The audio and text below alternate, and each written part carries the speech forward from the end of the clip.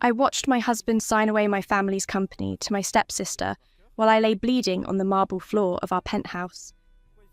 "David, please," I choked out, tasting copper on my tongue. "I'm your wife. How could you—" "Wife?" He laughed, not even bothering to look at me as he handed the contract to Victoria, my stepsister. "You were always just a convenient stepping stone, Susan. Your father's company, your connections, your pathetic devotion, all of it was exactly what I needed." Victoria crouched beside me, her designer heels clicking against the blood pooling beneath my head. She looked radiant in the diamond necklace I'd given her last Christmas, the one I bought to celebrate our reconciliation after years of childhood rivalry. "Poor, stupid Susan," she cooed, patting my cheek with false sympathy. "Did you really think David loved you? We've been together since before your wedding. Every night you thought he was working late, he was in my bed. Every business trip, every conference, we were laughing at you."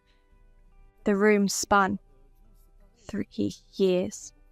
We'd been married for 3 years. "The baby," I whispered, my hand trembling as I tried to reach for my stomach.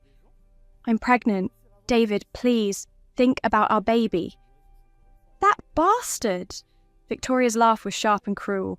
"Oh, Susan, you really are the dumbest woman alive. David had a vasectomy 2 years ago. That baby isn't his." My blood turned to ice. "What are you talking about? I've never—" "Remember that company party 6 months ago? The one where you got so drunk you couldn't remember anything?" Victoria's smile widened. "We drugged you, set you up with a random waiter, took photos, videos, everything we needed to destroy you." "The board meeting is tomorrow." David finally looked at me, his eyes cold and empty. "Your father's partners will see those photos. They'll think you cheated on me, that you're unstable, unfit to inherit anything. The company will go to Victoria as it should have from the beginning." "Dad would never—" I gasped. But even as I said it, I knew the truth. My father, Richard Chen, had always loved Victoria Moore. She was his new wife, Margaret's daughter, beautiful and charming, while I was a reminder of his first wife, my mother, who had died giving birth to me. "Your father already signed the papers authorizing the transfer," Victoria said sweetly. "He believes you've had a mental breakdown. The affair, the lies, stealing company funds. We built quite a case against you, Susan. Even hired someone to fake embezzlement under your name." I tried to push myself up, but my arms gave out. The fall down the stairs had been worse than I thought. Victoria had pushed me. I remembered now. She'd called me to the penthouse urgently, said David was hurt, and the moment I'd reached the top of the staircase, her hands had slammed into my back. "Why?"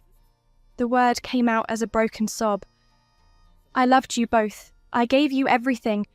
Everything that should have been mine." Victoria's mask slipped, her face contorting with rage. "Your father's fortune, the company, the Chen name, it should have gone to me. I'm smarter, more beautiful, more capable. But no, you got it all, just because you were born first to his precious first wife." "And you were boring," David added, checking his Rolex, the one I'd bought him for our anniversary. "Predictable. Always so trusting, so grateful for any scrap of affection. Victoria is exciting. She understands ambition." "We're going to get married next month," Victoria announced, flashing a ring. My mother's ring, the one I'd been saving to pass down to my daughter. "Right after the board finalizes the company transfer. Your father's already blessing it. He thinks David is a saint for standing by me through your scandal." The pain in my chest had nothing to do with my injuries anymore. My father knew. He was allowing this. After everything I'd done to prove myself to him, to earn his love, he'd chosen her again. "The baby," I whispered again, my hand finally reaching my stomach. "Please, at least help the baby." "That thing!" Victoria stood, brushing off her skirt. It's better off dead, just like you. Victoria's right, David said, his voice flat and businesslike. You're going to die here, Susan. We've already set it up. A tragic accident. Depressed wife caught in an affair, embezzling money, spirals into substance abuse, and falls down the stairs. The investigation will be quick. No one will question it. The security cameras, I gasped. Already erased, David smiled. I own the security company, remember? That was my first acquisition with your father's investment. My vision was blurring now, darkening at the edges. I could feel myself fading, feel my life slipping away like water through my fingers. My baby, my innocent baby, was dying with me. One more thing. Victoria leaned down, her voice dropping to a whisper only I could hear. That poor man you were always kind to, Ethan Blake, the janitor at your office building, the one you'd buy coffee for and chat with. He tried to warn you about us last month, sent you an email about suspicious activity in David's accounts. We intercepted it. And then we had him fired and blacklisted. No one believed him anyway, just a poor nobody making accusations against the powerful David Chen. Even in my dying moments, guilt stabbed through me. Ethan, the quiet, gentle man with sad eyes who'd always been so respectful, so kind. I'd wondered why he'd disappeared suddenly. They'd destroyed him for trying to help me. Goodbye, Susan, David said, and they turned off the lights. I lay there in the darkness, feeling my life drain away. The cold marble beneath me, the metallic taste of blood in my mouth, the crushing weight of betrayal. This was how my story ended. 28 years old, murdered by the people I'd loved most, my baby dying inside me, my mother's legacy stolen, my father's love forever out of reach. The tears stopped coming. I had nothing left to cry. As my consciousness faded, my last thought was a desperate, anguished prayer. Please, if there's any justice in this universe, let me have another chance. Let me save myself. Let me save my baby. Let me make them pay. The darkness swallowed me whole. I jolted awake, gasping for air. My hands flew to my stomach, flat. No baby. My head whipped around. I was in a bedroom, sunlight streaming through familiar curtains. This room, I knew this room. My childhood bedroom, in my father's house. No, I whispered, stumbling out of bed. My legs worked perfectly. No pain, no blood. I ran to the mirror and stared at my reflection. 23 years old. I was 23 again. My phone buzzed on the nightstand. An iPhone 8, not the iPhone 12 I'd had before. The date on the screen confirmed what my racing heart already knew. March 15th, 5 years ago. 6 months before I'd met David. 1 year before my father married Margaret and Victoria entered my life. I sank to the floor, my whole body shaking. I'd died. I remembered dying. The pain, the betrayal, the cold darkness. It had been real. And now I was here, 5 years in the past, with all my memories intact. A second chance. My phone buzzed again. A text from my father. Board meeting at 2 p.m. Don't be late. We're discussing the new partnership with Chen Industries. Chen Industries. David's family company. This was the meeting where we'd first met, where he'd charmed everyone with his business acumen and killer smile, where my father had pushed us together, seeing dollar signs in a merger marriage. I looked at my reflection again.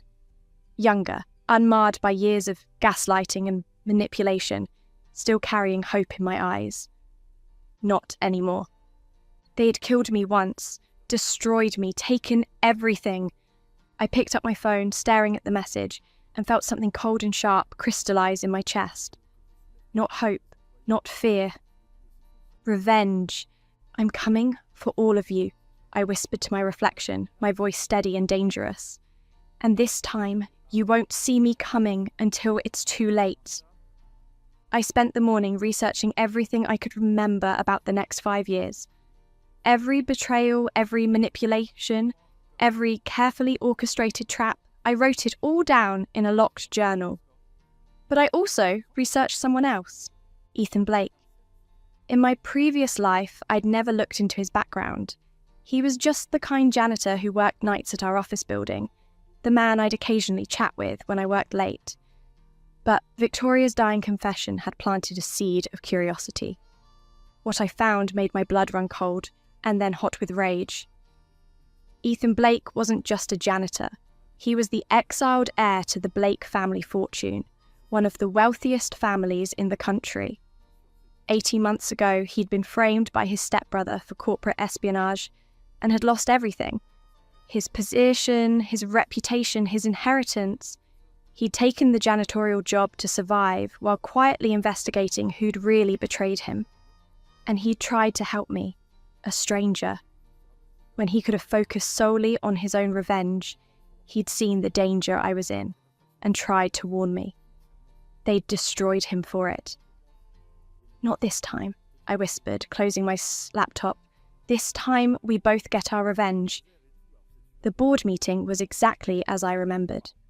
My father sat at the head of the table, expression stern as always. The board members were discussing quarterly projections when the door opened. David Chen walked in, tall, perfectly tailored suit, confident smile, dark eyes that seemed warm and trustworthy. In my previous life, I'd fallen for him immediately. Now, looking at the man who'd murdered me and my unborn child, I felt nothing but ice-cold hatred. But I smiled, sweet, naive, exactly what he expected. Miss Chen, I've heard wonderful things about you, David said, extending his hand. In my previous life, I'd blushed and stammered. Now, I just smiled pleasantly and shook his hand with professional courtesy. Mr. Chen, the pleasure is mine.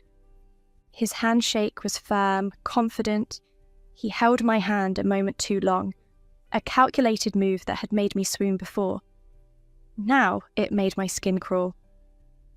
I hope we can work closely together, he said, his voice dropping slightly, intimately. I have a feeling you and I will accomplish great things. I look forward to it, I replied, extracting my hand gently. The meeting proceeded exactly as I remembered. David presented his proposal, the board ate it up, and my father was particularly enthusiastic. I could see him already imagining a merger marriage. I played my part perfectly, interested but not too eager, asking intelligent questions. Let David think I was the smart, accomplished daughter worth pursuing. Let him think his plan was working. After the meeting, David approached me in the hallway. Susan, do you have time for coffee? I'd love to discuss some of your questions in more detail. This was how it had started before. Coffee, then dinner. Then a whirlwind courtship ending in a proposal my father had pressured me to accept. I'm afraid I have another appointment, I said apologetically. But perhaps another time? The slight confusion in his eyes was satisfying. In the previous timeline, I'd eagerly agreed. Of course, he recovered smoothly. Perhaps dinner tomorrow? I'll check my schedule, I said with a smile, and walked away. That evening, I drove to the office building where Ethan worked. The lobby was empty except for a man mopping the marble floors. Ethan Blake. He looked younger, less worn down than I remembered. But the same gentle eyes, the same quiet dignity even in a janitor's uniform. He glanced up as I entered, surprise flickering across his face. Miss Chen? Do you need something? Mr. Blake, I said, walking toward him. Or should I say Mr. Ethan Blake, former Vice President of Blake Industries? He froze, his entire body going rigid, his eyes sharpened, the gentle facade dropping to reveal something harder, more dangerous underneath. I don't know what you're talking about. Yes, you do, I said softly. You were framed by your stepbrother Marcus 18 months ago, accused of selling company secrets. Your father believed Marcus stripped you of everything and had you blacklisted. You took this job because it was the only one you could get. The colour drained from his face. How do you... Because I've seen the future, I interrupted. I know that sounds insane, but I need you to listen. In 3 years, you'll try to warn me about my future husband, David Chen, and my stepsister, Victoria. They'll intercept your warning, have you fired, and blacklist you even further. They'll destroy you for trying to help me. This is crazy, Ethan said, but he didn't walk away. His eyes were locked on mine, searching. They killed me, I said simply. David became my husband. Victoria became my stepsister. Together, they destroyed me, framed me for crimes I didn't commit, stole my family's company, and murdered me. I died on a marble floor while they laughed, and then I woke up 5 years in the past. The silence stretched between us. Ethan studied my face, his expression unreadable. If you're telling the truth, he finally said, then prove it. Tell me something only I would know. I'd anticipated this. You keep a photograph in your wallet of your mother and younger sister, Emily. Your mother died when you were 15. Emily is studying abroad in London at the Royal College of Art, and you send her money secretly every month, even though you can barely afford it. You haven't told her about your situation because you don't want her to drop out. Ethan's hand moved unconsciously to his back pocket. His face had gone pale. Your stepbrother, Marcus, has a birthmark on his left shoulder blade shaped like a crescent moon, and you have a scar on your rib cage from a childhood skating accident where you fell through ice. Stop! Ethan's voice was hoarse. How? In my previous life, you were my friend, I said quietly. One of the only real friends I had. You trusted me, and I failed you. This time, I won't. He stared at me for a long moment. Then, slowly, he set down the mop. What do you want from me, Susan? I want to offer you a deal, I said. I know who framed you. I know how they did it. And I can help you get your life back. Your name, your inheritance, everything. In exchange for what? Help me destroy David Chen and Victoria. They're planning to target both of us. Instead of being their victims, let's become their nightmare. Ethan's jaw clenched. I could see the war raging behind his eyes, desperate hope fighting against years of betrayal and suspicion. Why should I trust you? You shouldn't, I agreed. Not yet, but I can prove I'm telling the truth. 3 days from now, your stepbrother Marcus is going to announce a new partnership with Stellar Tech. He'll claim it's a deal he's been negotiating for months. But the truth is, David Chen arranged the entire thing, using insider information Marcus provided about Blake Industries' client list. The contract signing is scheduled for next Monday. If I'm lying, nothing happens. But if I'm telling the truth, you'll have proof that Marcus and David are working together. Ethan's expression was hard, unreadable. And if you're telling the truth about the contract signing, then we meet again, and we talk about revenge. He studied me for another long moment. Then, slowly, he nodded. I'll be watching. And, Ethan? In my previous life, you tried to save me even though it cost you everything. This time, we're going to save each other. The next morning, my father called me into his office. Susan, David Chen called. He wants to have dinner with you tonight. I'm busy tonight, I said calmly. My father's eyes narrowed. Susan, this partnership is important. I know, Dad. That's why I'm reviewing all of Chen Industries' financial statements. I want to make sure we're making a sound business decision. The decision is already made, my father said sharply. David Chen is a good match for you. Successful, ambitious, from a good family. I did exactly what you wanted, and it killed me, I thought bitterly. I'm 23, Dad. I'm not in a rush to get married. You'll never run this company, Susan. The words were casual, matter of fact, like he was commenting on the weather. In my previous life, this moment had broken something in me. Now, it just made me angry. Is that so? I asked quietly. You're smart enough. But you don't have the killer instinct needed for business. You're too soft. You need someone strong beside you.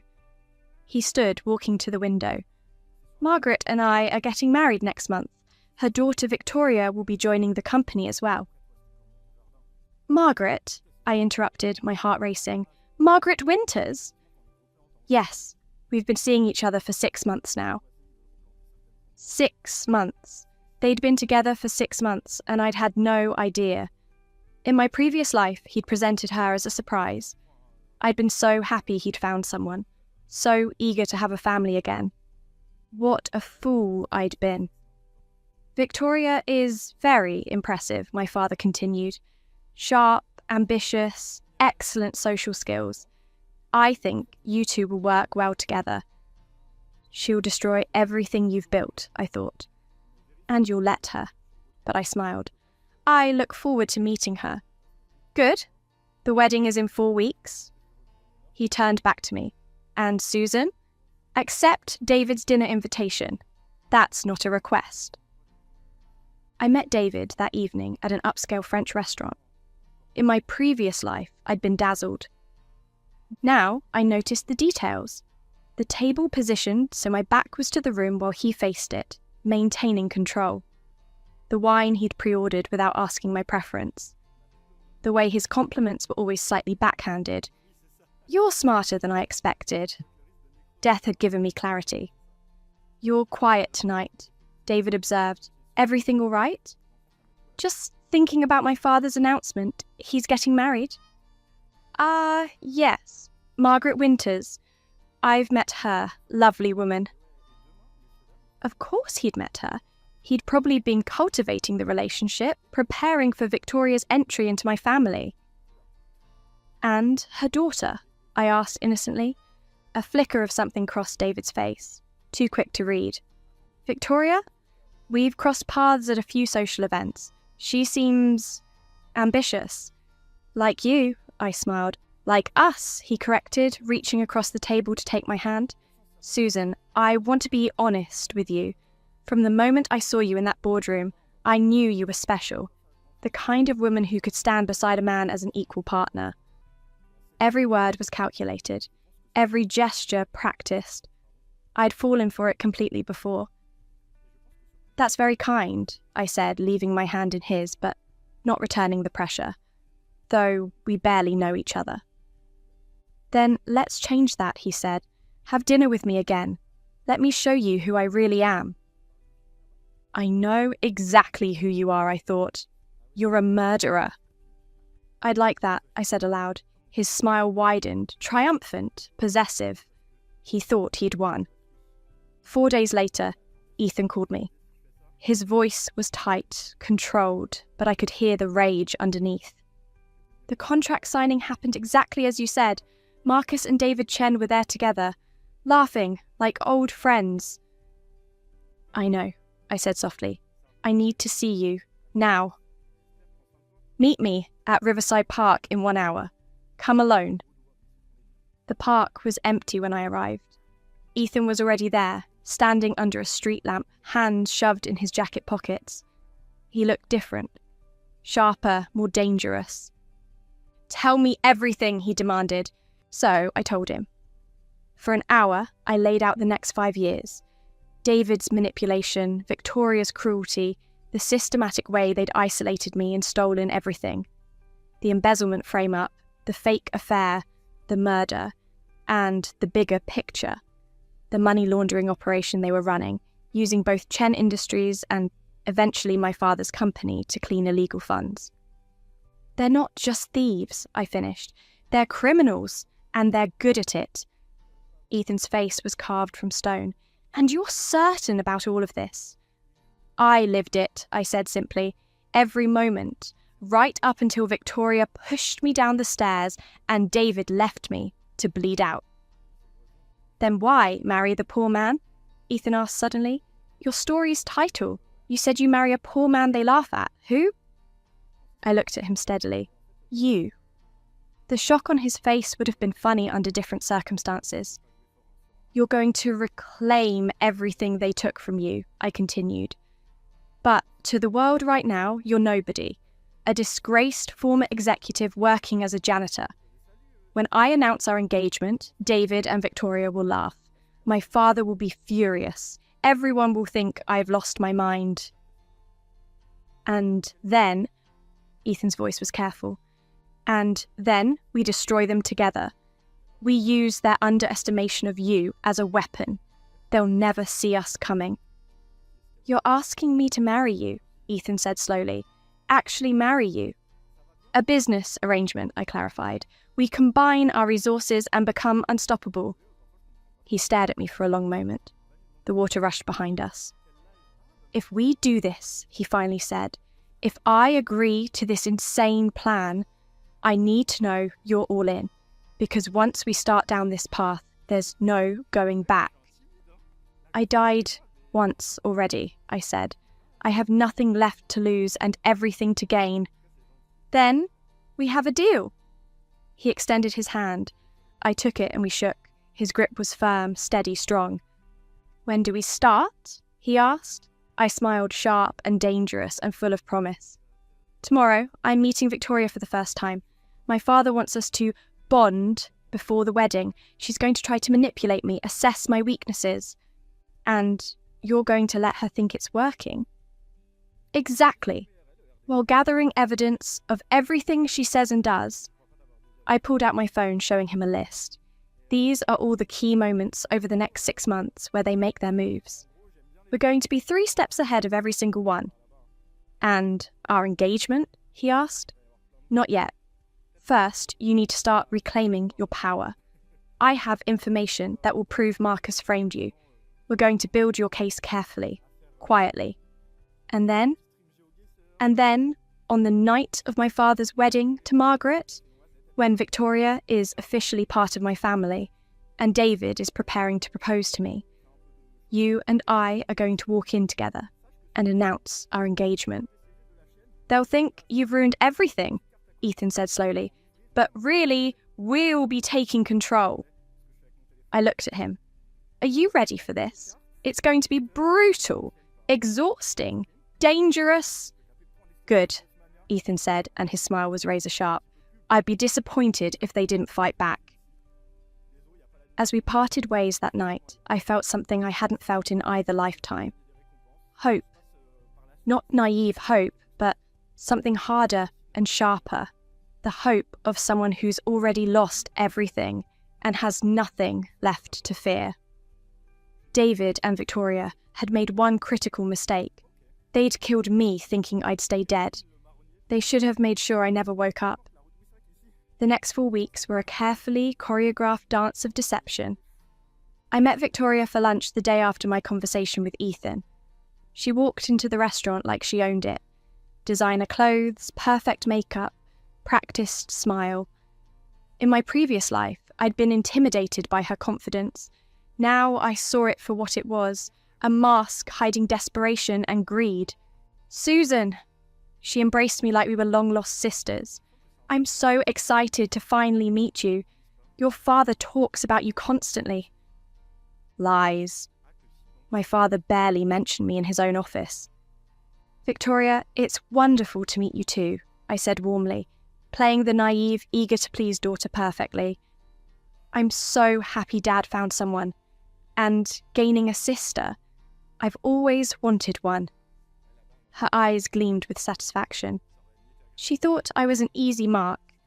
Over lunch, she worked her manipulation magic, asking about my life, my dreams, my insecurities. Every question designed to find weaknesses. I fed her exactly what she wanted to hear. I was lonely, desperate for family, uncertain about my place in the company. And yes, I found David Chen attractive, but was too shy to pursue him. Oh, you should absolutely go for it, Victoria said, squeezing my hand. David seems perfect for you. And imagine, we could plan our weddings together, be sisters in every way. I smiled and agreed, while mentally cataloguing every lie, every manipulation, every fake expression of sisterly concern. Meanwhile, Ethan was working his own angle. Using the information I'd provided, he'd hired a private investigator and was systematically building a case against Marcus. We met in secret twice a week, sharing intelligence, refining our strategy. 3 weeks in, Ethan showed me the evidence.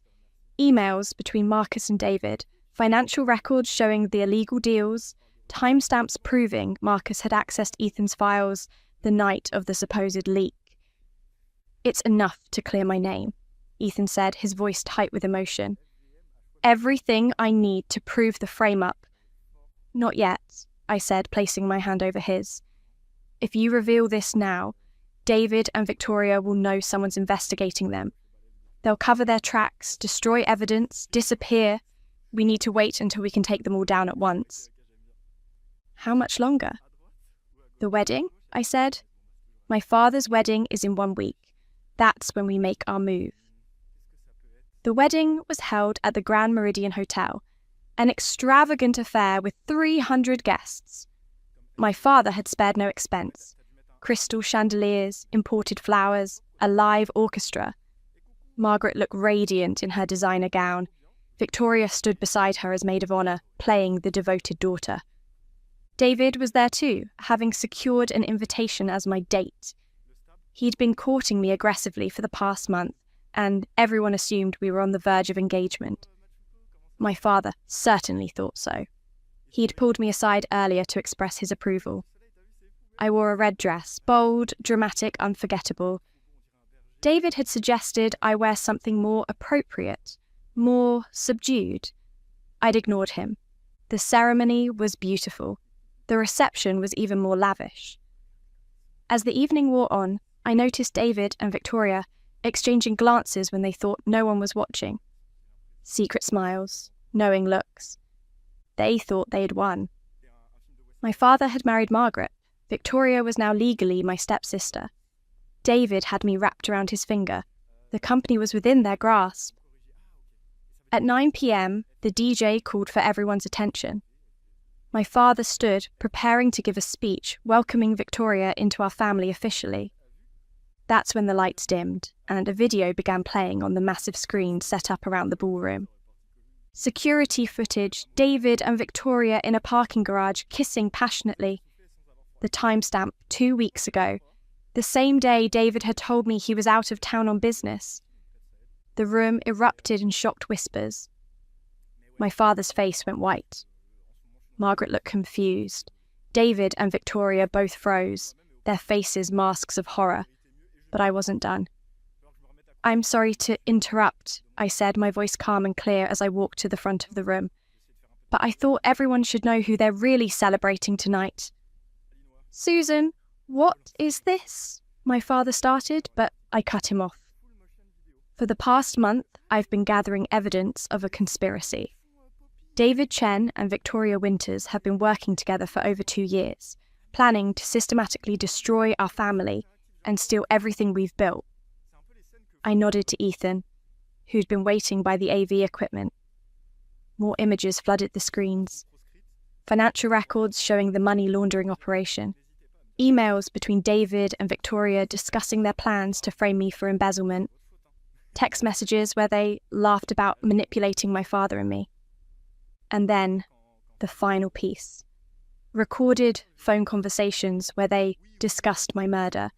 The tragic accident they'd been planning, scheduled for 6 months from now, right after David proposed and secured his position in the company. "You were going to kill me," I said, looking directly at David. My voice didn't shake.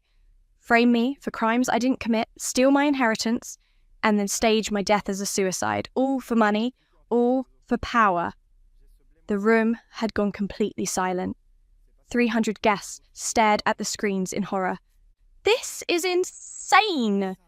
David finally found his voice. "Susan, I don't know what... These are obviously fabricated." "Are they?" Ethan emerged from the shadows holding a folder. "Because I have the original files, complete with metadata and digital signatures. I also have testimony from the hacker you hired to create the fake embezzlement trail. He was very cooperative once we offered him immunity." David's face crumbled as he recognized Ethan. You're supposed to be... Nobody?" Ethan smiled coldly. "That's what you thought. That's what everyone thought. The disgraced Blake heir reduced to working as a janitor. Except I was never disgraced, was I? I was framed. By my stepbrother Marcus, with your help. More evidence flooded the screens. The connection between David, Victoria, and Marcus Blake. The web of corruption spanning 3 companies, dozens of illegal transactions, years of coordinated crime. You ruined my life to cover up your money laundering operation, Ethan continued, his voice sharp as a blade. You destroyed Susan's family to gain access to her father's company and expand your criminal enterprise. You're not business people, you're criminals. Victoria finally snapped. You stupid bitch! She screamed at me, her beautiful face twisted with rage. You were supposed to be easy. Weak. We had you completely fooled. You did, I agreed calmly. In another life, your plan worked perfectly. You destroyed me, killed me, and got away with everything. But I'm not that naive girl anymore. I walked toward them, my heels clicking on the marble floor. Every eye in the room was on me. David, you made one critical mistake, I said softly. You told me you loved me. You looked me in the eyes and promised me forever. And I believed you. I gave you everything, my trust, my heart, my future, and you threw it away for money. I turned to Victoria. And you, dear sister, you smiled and called me family while plotting my death. You pretended to care while counting the days until you could push me down the stairs and watch me bleed. Victoria's face went white. How did you... No, I smiled. Let's just say I'm very good at planning ahead. The ballroom doors burst open. FBI agents flooded in, led by a woman in a dark suit holding a badge. David Chen, Victoria Winters, you're under arrest for conspiracy to commit murder, fraud, money laundering, and racketeering, the agent announced. You have the right to remain silent. David lunged at me, rage contorting his features. You ruined everything. We were perfect. We had it all planned. Ethan stepped between us, his fist connecting with David's jaw in one smooth motion. David crumpled to the floor. Don't touch her, Ethan said quietly. As the FBI dragged David and Victoria away, both screaming, both blaming each other, I turned to my father. He stood frozen, his face ashen, his new marriage already tainted by scandal. Dad, I said softly, I tried to tell you I could run the company, that I was strong enough, smart enough, capable enough.